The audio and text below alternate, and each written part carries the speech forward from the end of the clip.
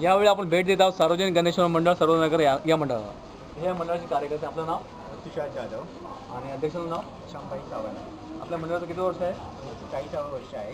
आपल्या मंडळाचे सामाजिक उपक्रम वगैरे काय सामाजिक उपक्रम आमच्या मंडळाने दरवर्षी काय आरोग्य शिबिर, शैक्षणिक क्षेत्रात आणि कला क्रीडा क्षेत्रात आमचं मंडळ अग्रेसर आहे आणि दरवर्षी यावर्षी कार्यक्रम प्रोग्राम आयोजित करण्यात येतात। हा मंडळाचा हा देखाव कशावर आधारित आहे?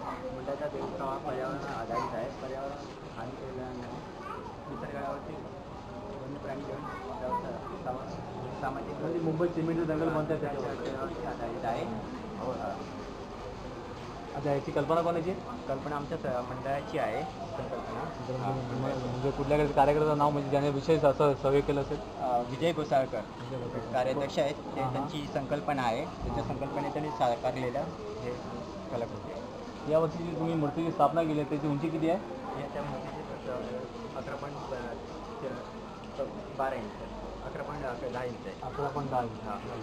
आता आम्ही आमच्या भांडू वेबसाईट mybandu.com या वेबसाईटवर तुमचं हे चित्रकरण अपलोड करणार। त्याचप्रमाणे भांडूच्या इतरही गणपतीची चित्रकरण अपलोड करणार आहे। आपल्या विभागातल्या लोकांना सांगा की आमच्या वेबसाईटला भेट द्या आणि त्यांना लाईक करा। तुमचं सर्व रहिवाशांना मी इच्छितो की आपल्या गणपतीला सर्वात जास्त लाईक करा। त्या लाईकच्या संख्या आधारावरती प्रथम काही आयोजित करण्यात येईल। त्यामुळे आम्ही सर्व गणपतीला लाईक करून त्याच्यावर कमेंटचा पण ऑप्शन आहे। त्या कमेंटमध्ये आम्हाला पण सहयोग करा, आम्हाला मार्गदर्शन करा। तुमच्या मार्गदर्शनाची आम्हाला नितांत आवश्यकता आहे। धन्यवाद। सार्वजनिक गणेशोत्सव मंडळ सर्वोदय नगर आपले सहर्षित स्वागत करीत आहे आणि सादर करीत आहे जंगलतोडीमुळे आपल्या पृथ्वीवर होणाऱ्या महाभयंकर परिणामाची सूचना देणारा हा विजयकुमार शेट्टे यांच्या कल्पनेतून साकारलेला देखाव।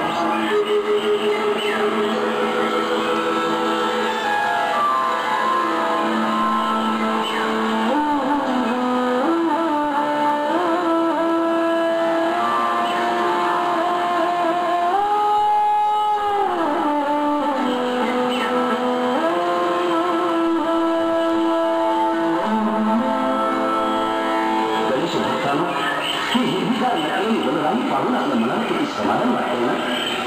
पण आकाशी हिरवीगार जंगल क्वचितच आहे, कारण बेशुमार जंगल तोड झाल्यामुळे जंगल तोडीचा दुष्परिणाम काय झाला हे आपल्याला नव्याने सांगण्याची गरज आहे का? ते तुम्हाला ठाऊकच आहे। काही काळ अगोदर अशी मोठमोठी जंगली का टिकून होती हे आपल्याला लाकूड तोड्या आणि देवदूत या कथेवरून कळेल। एक लाकूड तोड्या होता, तो खूप प्रामाणिक जंगलातील लाकडं आणून ती विकून तो आपल्या मुलाबाळांचा सांभाळ करीत होता। असाच एके दिवशी नदीकाठच्या झाडाची फांदी तोडत असताना त्याच्या हातातून थोडा पाण्यात पडला। त्याला पोहताही येत नव्हते। तो काळजीत पडला, आज आपण लाकडं कशी तोडली, बाजारात लाकडं नाही मिळली तर आज मुलाबाळांना काय खायला देणार या विचारात तो तिथे रडत बसला। तेव्हा आकाशातून एक देवदूत चाललं। रडत बसलेल्या लाकूड तोड्याजवळ जाऊन त्या देवदूताने त्याची विचारपूस केली। तेव्हा त्या लाकूड तोड्याने रडतच आपली सर्व हकीकत देवदूताला सांगितली। देवदूताला त्याची दया आली, त्याची कुडाळ पाण्यातून काढण्याचे ठरवून ते पाण्यात उतरतात। त्याचबरोबर लाकूड तोड्याची प्रामाणिकपणाची परीक्षा करण्यासाठी ते त्याला प्रथम चांदीची नंतर सोन्याची कुडाळ पाण्यातून काढून त्याला देतात। पण लाकूड तोड्या खरोखरच खूप इमानदार असतो। तो या दोन्ही कुडाळी आपल्या नाही, आपली लोखंडी कुडाळ होती असे सांगतो। देवदूत त्याच्यावर खुश होऊन चांदीची आणि सोन्याची कुडाळ त्याला बक्षीस म्हणून देतात आणि त्याची लोखंडाची कुडाळ पाण्यातून काढून देतात। ती लोखंडाची कुडाळ देत असताना त्याच्याकडून एक वचन घेतात, लाकूड तोड्या हे घे तुझी कुडाळ, पण या कुडाळीने तू फक्त वाळलेलीच लाकडं तोडून आपल्या मुलाबाळांचा सांभाळ कर आणि वनांचे रक्षण कर। लाकूड तोड्यानेही त्या देवदूताला वचन दिले आणि आयुष्यभर त्या वचनाचे पालन केले। म्हणून पूर्वी ही जंगल टिकून होती। पण हे काय,